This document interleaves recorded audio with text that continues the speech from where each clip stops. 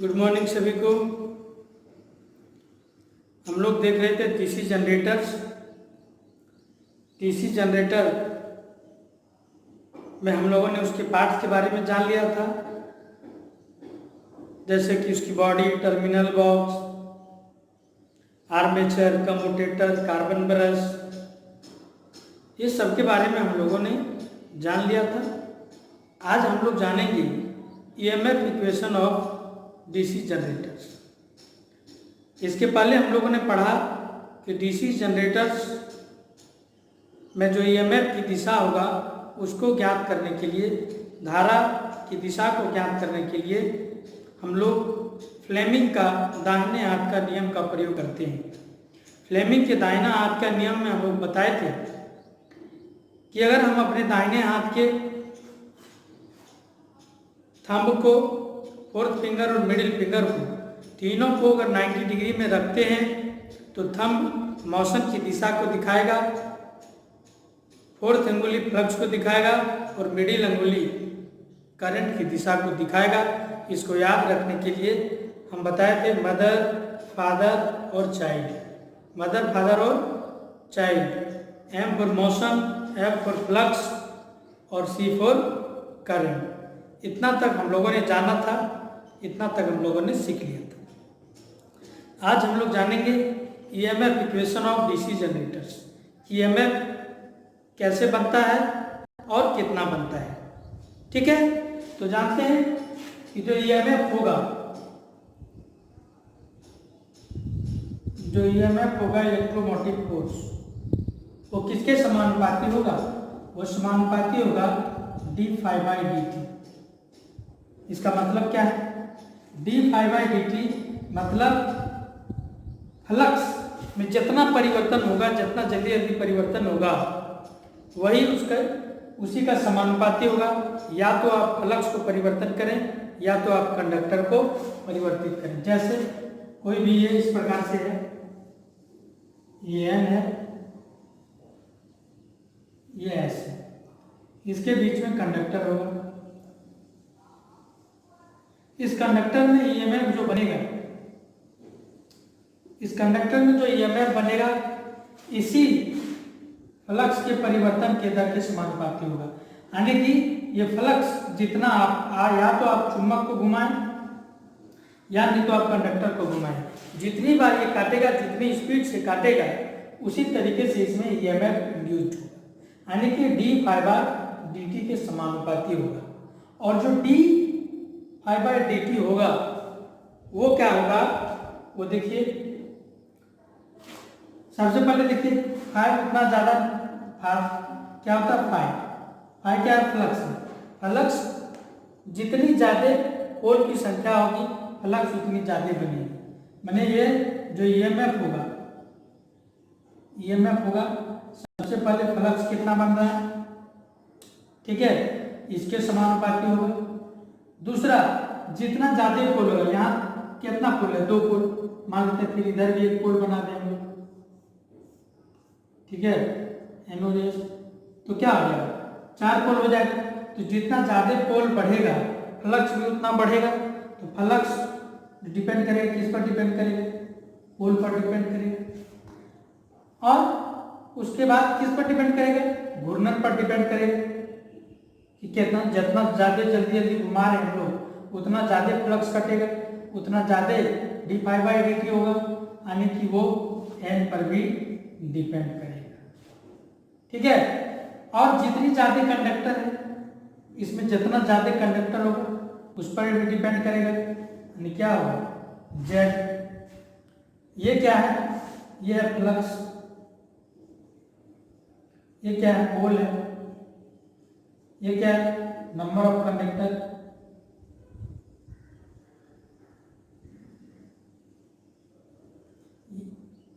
n है rotate, RPM. ये क्या है? आरपीएम है। Z है कंडक्टर। यानी कि सब पर डिपेंड करेगा। कंडक्टर कितना है उसमें, ठीक है, कंडक्टर कितना है, फ्लक्स कितना निकल रहा है, मैक्सिमम फ्लक्स कितनी बार वो काट रहा है फ्लक्स को, पोल की संख्या कितनी है, ठीक है, एक मिनट में कितनी बार घुमा रहे हैं हम लोग, कितना आरपीएम में, तो ये सब पर डिपेंड करेगा। तो इसी सब को मिला करके जो फॉर्मूला होगा, इसी सभी को मिला करके जो फॉर्मूला होगा क्या होगा, ईएमएफ बराबर हो जाएगा, ईएमएफ बराबर फाई जेड एन पी। ठीक है, क्या होगा, फाई जेड एन पी, और एन चूंकि आरपीएम में है इसको हम लोग सेकेंड में लेते हैं, मान को सेकेंड में लेते हैं, इसलिए इसको हम लोग 60 से भाग दे देंगे, एन बाय क्या हो जाएगा 60 हो जाएगा। और जितनी उसमें समानांतर परिपथ होंगी, कंडक्टर में जितनी समानांतर परिपथ होंगी, जैसे ये इसमें समानांतर परिपथ कितना हो गया, एक मान लेते हैं कि एक और लगा देते हैं, इसमें समानांतर परिपथ कितना हो गया 2, एक और लगा देंगे तो 3। जितनी समानांतर पथ होगा उतना ज्यादा वोल्टेज होगा, यानी कि उतना कम होगा, समांतर जितना परिपथ होगा उतना क्या होगा, कम होगा, यानी कि ये व्युत्क्रमानुपाती होता है किसका, समानांतर पथों की संख्या। इसीलिए इसका फॉर्मूला हो जाता है I Z N P by 60। क्या होता है, I Z N P by 60A, जहाँ फाई बराबर क्या हो गया, फ्लक्स हो गया, जेड बराबर कंडक्टर की संख्या हो गया, एन बराबर रोटेट पर मिनट हो गया, पी बराबर पोल की संख्या हो गया, 60 तो रहेगा ही क्योंकि वो सेकंड में बदले, और ये समानांतर पथों की संख्या है। यही आपका EMF equation of DC generator है, इसी को आपको समझना है। ठीक है, ये जब न्यूमेरिकल बनाएंगे तब आपको समझ में आ जाएगा, इतना अभी आप नोट कीजिए।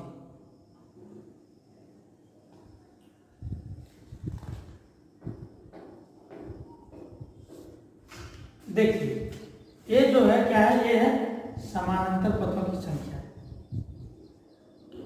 समानांतर पथों की संख्या। इसको दो ही होता है, ये चीज याद रखना है। एक तो होता है ए बराबर 2 जब वेव बाइंडिंग होगा, वेव बाइंडिंग, और ए बराबर पी होगा, यानी पोल जितना है उसके बराबर समांतर पथ हो गया, कब, जब लैप बाइंडिंग होगा। तो ही प्रकार का बाइंडिंग होता है, एक वेब होता है और एक लैप होता है।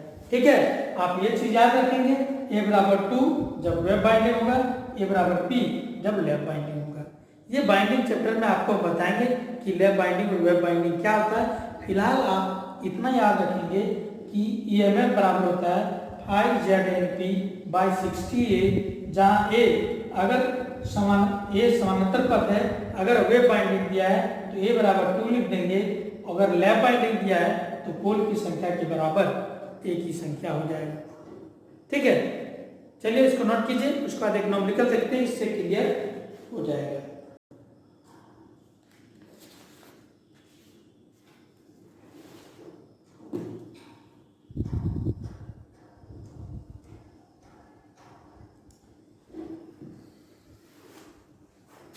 चलिए उतार दिए होंगे, एक न्यूमेरिकल हम लोग देखते हैं।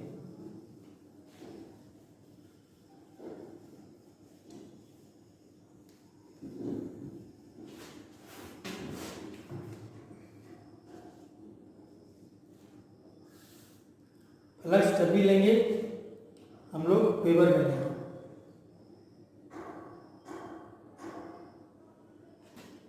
क्वेश्चन नंबर है, किसी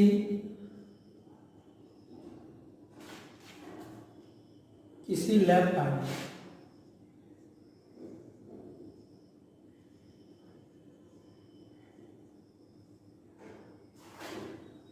एक होता है लैप, एक होता है वेब। किसी लैप बाइंडिंग में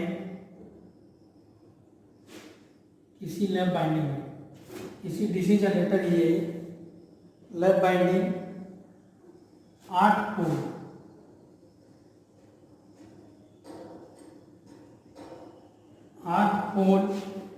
ठीक है, वाले आर्मेचर में 8 पोल वाले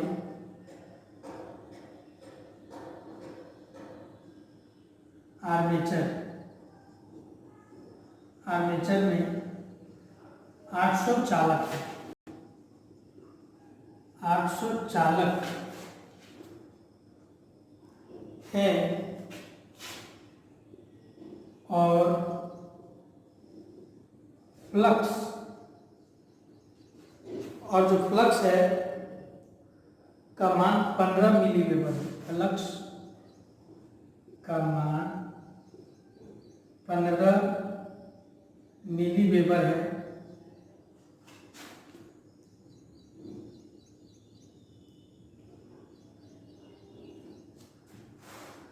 और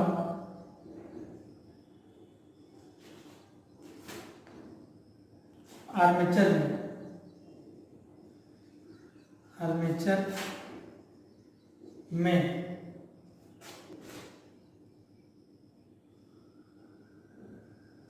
800 चालक है और आर्मेचर की गति कितना है? 1500 आरपीएम, 500 आरपीएम, 500 आरपीएम है। तो आर्मेचर में उत्पन्न ईएमएफ ज्ञात करें। इसी प्रकार से न्यूमेरिकल आपको बनाने के लिए आएंगे, आप जो है उसको बनाना है। तो क्या है, किसी लैप बाइंडिंग 8 पोल वाले आर्मेचर में 800 चालक हैं और फ्लक्स का मान 15 मिलीवेबर है और आर्मेचर की गति 500 आरपीएम है, तो आर्मेचर में उत्पन्न ईएमएफ ज्ञात करें। तो सबसे पहले क्या क्या दिया हुआ है वो चीज लिखेंगे, गिवन दैट